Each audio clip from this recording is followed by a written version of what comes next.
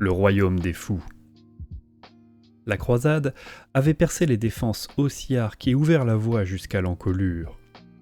Mais si ses membres s'attendaient à voir la fin de leurs épreuves, ils furent déçus. Une aura de malfaisance nimbait la région, et il faudrait des âmes en acier trempé pour s'enfoncer dans les ténèbres qui s'épaississaient. Alors que les éophores s'engageaient dans les artères principales de l'encolure, leur chemin n'en devint pas moins ardu. Tandis que l'adrénaline de leur mésaventure avec les ossiarques refluait, ce qui lui succéda n'était pas de la fatigue, mais de l'effroi, chaud et liquide, coulant dans leurs veines comme du sang. Toutefois, ce ne fut qu'au moment où Ish s'éleva, chassant les ombres de son étrange lueur rougeâtre, que la véritable ampleur de leur péril leur sauta aux yeux. Dorian, toujours inconsciente, et les vallées de l'encolure s'étirant en un dédale de roches, l'ordre de marche s'était brisé. Des bataillons et des chariots de ravitaillement avaient disparu dans les montagnes. Si les croisés formant l'escorte de la maréchale, dont la major Esmeld avait espéré que les cols sinueux les ramèneraient aux autres éophores, ils furent déçus.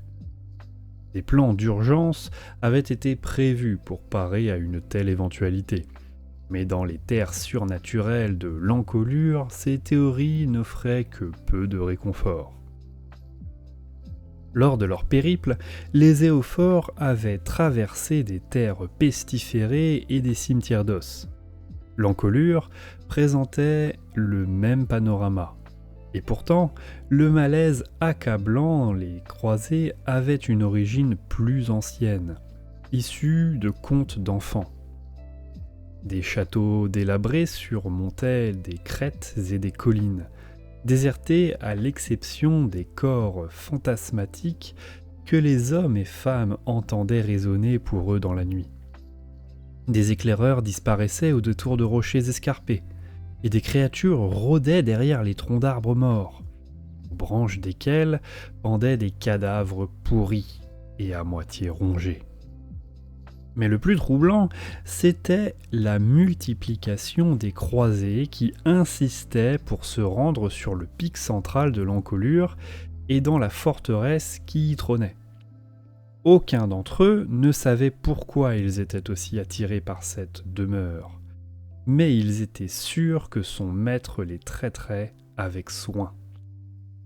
Au final, ce fut l'odeur âcre de la magie qui guida les éophores après des jours d'errance. Le crépitement de la foudre et les cris inhumains guidèrent l'escorte de la maréchale jusqu'à une vallée encaissée. Cerné par les carcasses de chiroptères bouffis, Dorian s'éveilla et se retrouva face à une immortelle engoncée dans une armure dorée.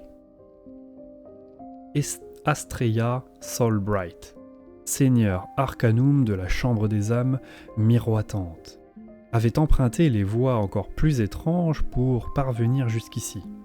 Dans les confins de Chiche, ses camarades et elle avaient cherché des indices sur la reforge. Cette quête les avait menés dans les halls jadis habités par un seigneur aux nombreux titres, que Solbright croyait pourvu d'un savoir perdu sur les lois cosmologiques régissant la mort et la vie. En traversant une porte de royaume, à l'image du noble chevalier, ils étaient arrivés dans l'encolure, une terre qui ressemblait au décor du tableau chevaleresque mais souillée par la folie et la corruption.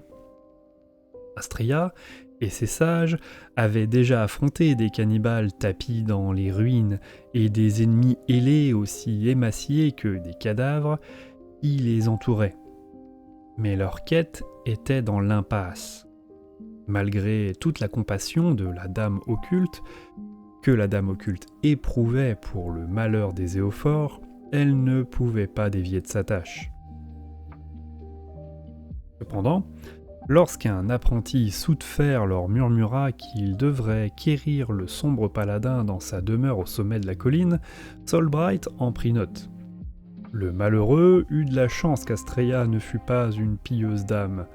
Quand il déclara que cette idée avait franchi ses lèvres sans qu'il s'en rende compte, Solbright décida de le croire. L'encolure avait un don pour provoquer des hallucinations, et son instinct lui disait qu'ils étaient peut-être plus proches de leur proie qu'ils ne le croyaient. Bien qu'encore affaiblie, la maréchale Thorian proposa un accord.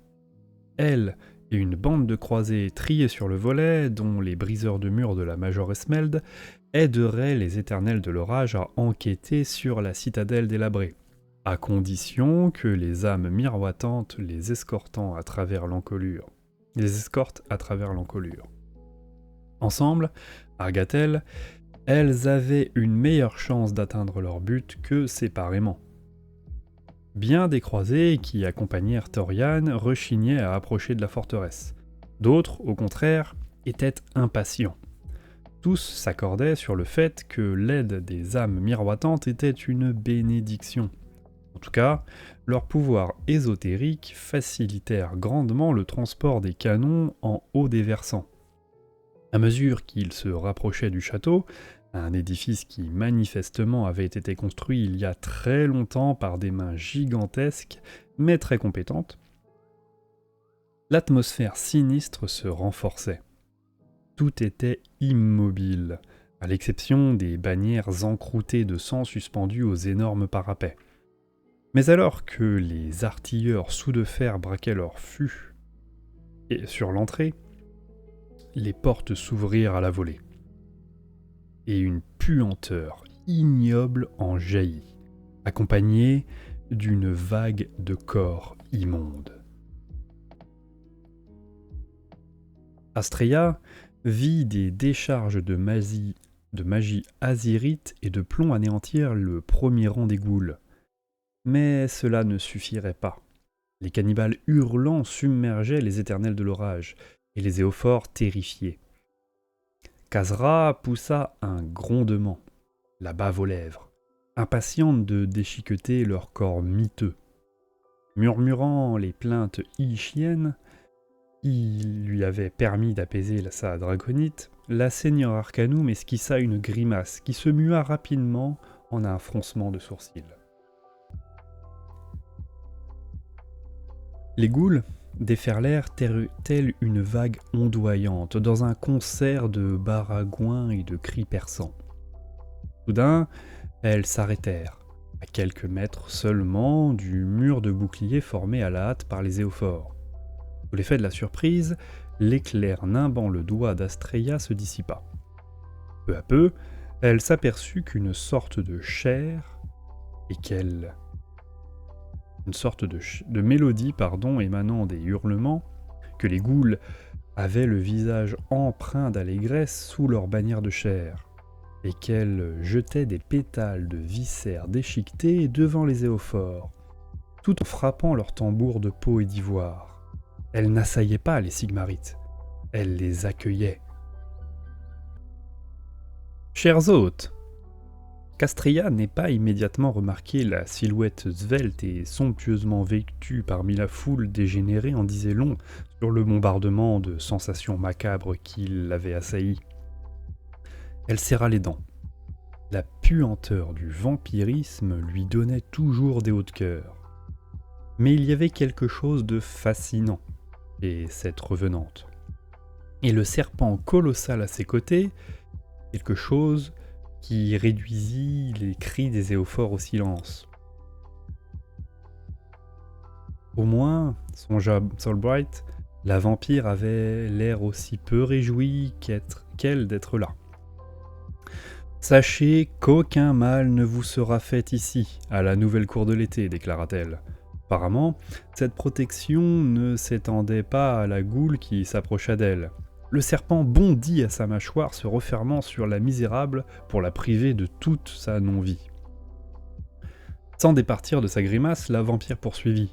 « Sa bienveillance majesté, le roi de l'été, vous invite à dîner.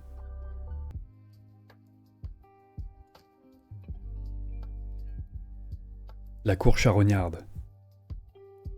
Coincée dans les vallées de l'Encolure, la croisade d'Éophore et ses nouveaux alliés étaient tombés dans les griffes des ghouls. Cependant, dans leur folie, les cannibales semblaient insister pour jouer le rôle d'hôtes, bienveillants. Restait à voir combien de temps cet accord dément durerait. Le trajet à travers les entrailles de la nouvelle cour de l'été fut éprouvante. Aucun des croisés ne pouvait échapper à la nausée que provoquaient les tapis de chair de cadavres, le goutte à goutte du sang s'écoulant des planches pourries et la puanteur de la mort alors qu'on les escortait vers la salle des banquets. Sur des tables, étayées par des os, les ghouls avaient disposé des corps mutilés et de grands bols de bouillon dans lesquels flottaient des lambeaux de viscères. Il n'y avait aucune logique au plan de table que les ghouls décrétèrent. Et les croisés furent dispersés dans la pièce. Regroupés autour d'éternels de l'orage ou de prêtres des cultes Unberogen, serrant leurs armes avec force, soudain, les baragouins insensés des ghouls furent noyés par le vacarme de corps antiques. Dorian eut à peine le temps d'ordonner à ses soldats de détourner le regard avant que les portes ne manquent de sortir de leurs gonds. D'abord, vinrent des rangées de mordants munis d'armes d'astes rouillées et vêtus de lambeaux d'armure. Ils furent suivis d'aborrantes affublés d'habits sacerdotaux, qui hurlaient des liturgies en brandissant des calices tachés de sang, des épées brisées et des poumons à moitié rongés. Mais ce fut l'arrivée d'une dernière créature monstrueuse qui provoqua des vivats des ghouls. Ces dernières se bousculaient pour toucher sa cape moisie. Le roi de l'été arpenta la salle avant de monter sur son estrade, à son extrémité et de s'effondrer sur son trône.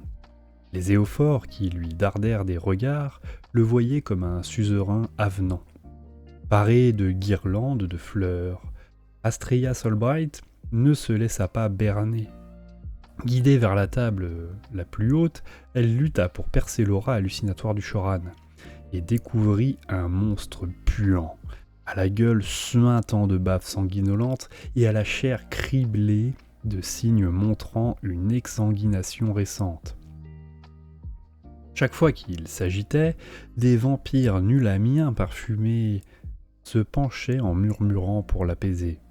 Solbright méprisait le Mortark. À sa grande surprise, elle le prit aussi en pitié. Prisonnière malgré l'accueil, Astrea s'était attendue à des railleries de la part de son hôte, mais pas à sa galanterie. Ushoran la pressait sincèrement de lui narrer ses exploits, mais il l'écouta plus qu'elle parlât, car Ushoran s'adressait à elle comme à une courtisane longtemps absente et portait souvent des toasts à ses gloires passées. Cette bizarrerie poussa Solbright à mentionner sa quête du sombre paladin. Le regard, mal à l'aise, que lui jetèrent plusieurs nulamiens l'encouragea et sa foi fut récompensée quand Ushoran grogna. « Tel était notre titre, en une ère aujourd'hui révolue. » Le Mortark se tut, le regard perdu dans le vague. Se penchant, Astrea évoqua l'héroïsme du sombre paladin tel que décrit dans les mythes, la noblesse avec laquelle il avait protégé les morts et les vivants. Loin du pion de Nagash auquel il se serait attendu, il s'était révélé un grand seigneur, un guerrier courageux, doublé d'un grand érudit. Ushoran demeura silencieux. Un instant, Solbright craignit de s'être trompé sur lui. Soudain, tel un monstre des profondeurs, le Mortark se leva en écartant ses bras blafards. Le cliquetis de ses bracelets rompit le silence qui s'abattit sur la salle. Le roi souhaitait faire une proclamation. « Ceci est intolérable !» Gormain était d'accord. Un éclair de lucidité l'avait frappé. Et bien qu'il fût assis en bout de table, la puanteur des entrailles moisies dont il était drapé persistait. À ses côtés, Albarth déchiquetait un cadavre avec une fougue qui lui donnait la nausée. L'arrivée de Sécar ne fit rien pour améliorer l'humeur du juge suprême. « Ce n'est certainement pas idéal, » répliqua Laborante en grimaçant lorsqu'un bout d'intestin atterrit sur son visage. « J'ai protesté contre le fait que la sorcière soit assise à côté du Mortarque, » déclara Sécar, comme si elle ne l'avait pas entendu. « Qui sait quel mensonge elle peut bien lui débiter ?»« Rien de pire que les nôtres, » riposta Gormain. « Que suggérez-vous » Sécar jeta un œil à une autre table, où une capitaine mortelle saisie de haut le cœur effleurait son fusil à silex. « J'ai une idée, » dit Sécar. « Préparez-vous à apaiser la colère de notre sire. » Gormain regarda Sécar aborder la mortelle et lui murmurer quelque chose sur un ton hypnotique. La capitaine vacilla avant de se lever d'un bond et de dégainer son arme. Poussant un soupir, Gormain se prépara à donner un ordre à Albarth. Puis, il sentit sa gorge se serrer. Ses yeux furent attirés vers Ushoran. Il les entendit martelant son crâne, les premiers corps de l'été et l'appel au festin.